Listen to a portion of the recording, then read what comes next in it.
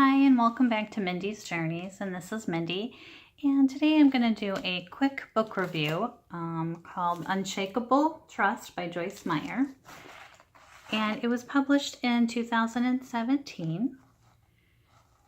And I do like reading a lot of Joyce's books. A lot of things are repetitive, so if I don't read her for a while, it just kind of reminds me of things that's going on. So I don't necessarily read this for entertainment. I read it to learn something and maybe give me a value in my life. So I'm just going to read you a little bit about what it says about the book. It says, trust is not always easy. Like many, you may take responsibility for your personal needs, your family's needs, and financial obligations. You take ownership of your priorities, pride in handling things yourself, and refuse to entrust them to anyone else. Why? Because people have let you down and you think it's good to be independent. But nobody can manage the responsibilities of everyday life alone, and thankfully there is a loving, trustworthy God who wants you to lean on him. It's time to embrace the one thing that you can change in your life, your unshakable trust in God. If anybody ever sees me driving, I know they think I'm crazy, but I talk a lot to God in my car. It's just peaceful and quiet, and normally when I'm driving, I'm coming home from work and I'm trying to get things adjusted in my head, or if I have issues, it's just a place where things come up. So I do talk a lot in my car, and I do talk to God a lot, and it does say that you need to do that in the book. Just a couple of takeaways that I personally got from reading it.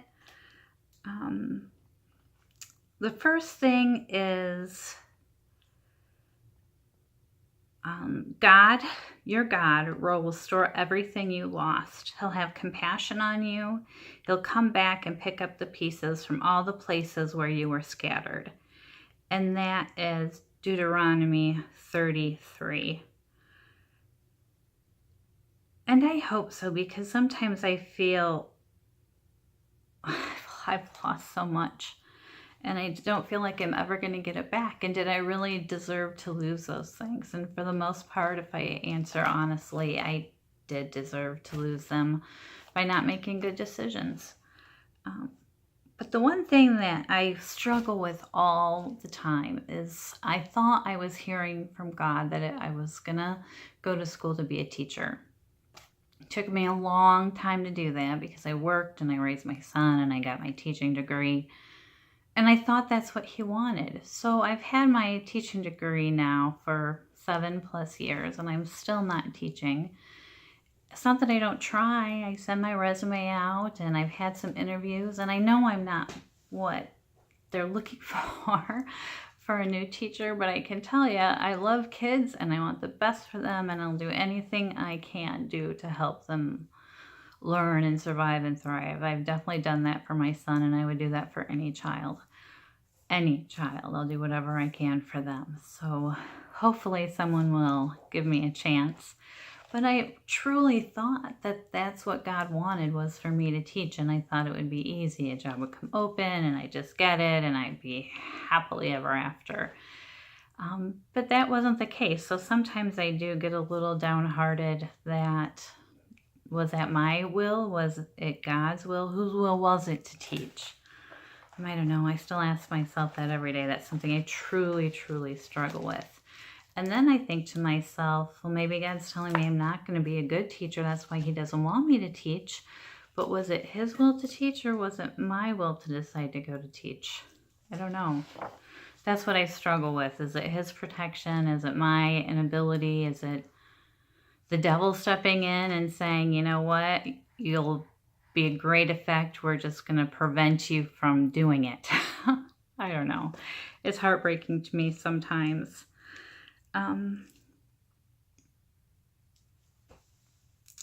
There's another section that I took away about doing something new. This is from Isaiah. Do not remember the former things, neither consider the things of old. Behold, I am doing a new thing. Now it springs forth. Do you not perceive and know it? And will you not give a heed to it. I will even make a way in the wilderness and rivers in the desert. Isaiah 43:18 and 19. And you know, God has helped me through so many things. So many things. And that's kind of what I struggle with. Why is this not the thing? Does he want me to stay where I'm working at for some reason? And what is that reason? I wish I knew. I wish I could talk to him and he could talk to me. There is another section in here. I don't know if I marked it. Talking about change, and I'm scared. I'm scared to make change. And I don't know if it's me or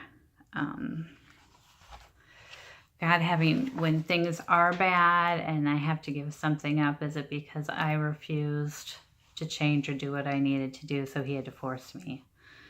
And a lot of times I feel that way, so that's why I don't get upset, because I know how stubborn I can be.